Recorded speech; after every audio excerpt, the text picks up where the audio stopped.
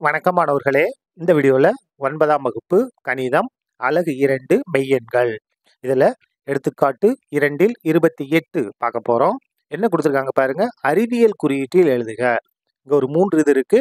இதை நம்ம அறிவியல் குறியீட்டில் எழுதணும். அறிவியல் குறியீடு எப்பொழுதும் 1லிருந்து 10க்குள்ள இருக்கும். 10 வராது, 10க்குள்ள.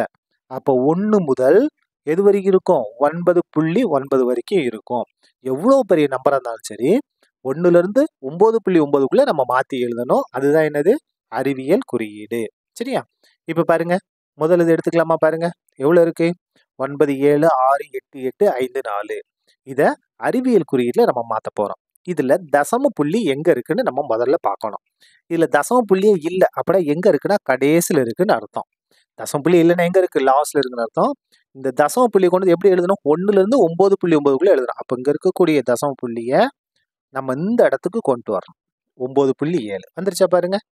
9.9க்குள்ள. அப்போ 9.7 இந்த புள்ளி மட்டும்தான், அங்கே இருக்கக்கூடிய புள்ளி இங்கே மட்டும் வரும். மிச்சம் எந்த இலக்கமும் மாறாது. 9.7 6 8 8 5 4 பெருக்கல் 10ன் அடுக்குல எழுதணும். அதுதான் ரொம்ப ரொம்ப முக்கியம். பெருக்கல் போட்டு 10ன் அடுக்கு. இந்த தசம புள்ளி எத்தனை இலக்கம் இடது பக்கம் நகர்ந்துருக்கு பாருங்க. 1 2 3 4 5 6 6 இலக்கம் நகர்ந்திருக்கு. தசம புள்ளி இடது பக்கம் நகர்ந்துச்சுன்னா அடுக்கு +6ன்னு எழுதணும். இதான் என்னது? அறிவியல் குறியீடு. இப்போ பாருங்க, தசம புள்ளி இங்க இருக்கு. இதை நம்ம என்ன செய்ய போறோம்? ரெண்டாவது இது வலது பக்கம் நகர்த்தணும். எப்படி வரணும் பாருங்க. 4க்கும் 5க்கும் நடுவுல. நமக்கு அறிவியல் குறியீடு எதுல இருந்து எதுக்குள்ள? 1லிருந்து 9.9 வரைக்கும் வரலாம். அப்போ பாருங்க, இங்க கொண்டு வந்துட்டோம்னா 4.5 இங்க இருந்து தசம புள்ளி இங்க வந்துருச்சு.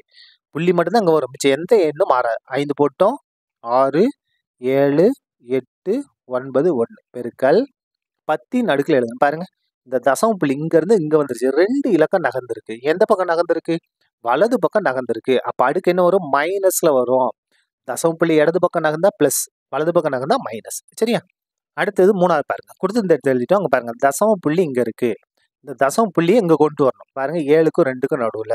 நமக்கு எதுக்குள்ள? 1லிருந்து 9.9 வரைக்கும் இல்லையா? அப்ப இந்த தசம புள்ளி இங்க கொண்டு வந்துட்டு மிச்சம் இருக்கக்கூடிய இலக்கத்தை அப்படியே எழுதுறோம். பாருங்க, 7 புள்ளி. தசம புள்ளி மட்டும் தான் இங்க வந்து, மிச்சம் எந்த இலக்கமும் மாறாது. 2 0 0 6 8 6 5 4 8 இந்த இலக்கத்தை விட்டுறக்கூடாது. 4 8 பெருக்கல் 10ன் அடுக்கு. பாருங்க, இந்த இலக்கம் இங்க நகர்ந்திருக்கு. எத்தனை இலக்கம்? 1 2 3 4 5 6 7 இலக்கம் நகர்ந்திருக்கு. எந்த பக்கம்? இடது பக்கமா நகர்ந்திருக்கு. அப்போ இதோடைய அடுக்கு 7. 7.2 0 0 6 8 6 5 4 8 பெருக்கல் 10ன் அடுக்கு 7. இதான் என்னது? நமக்கு தேவையான அறிவியல் குறியீடு. சரியா? அவ்வளவுதான். இந்த கணக்கு முடிந்தது. நன்றி.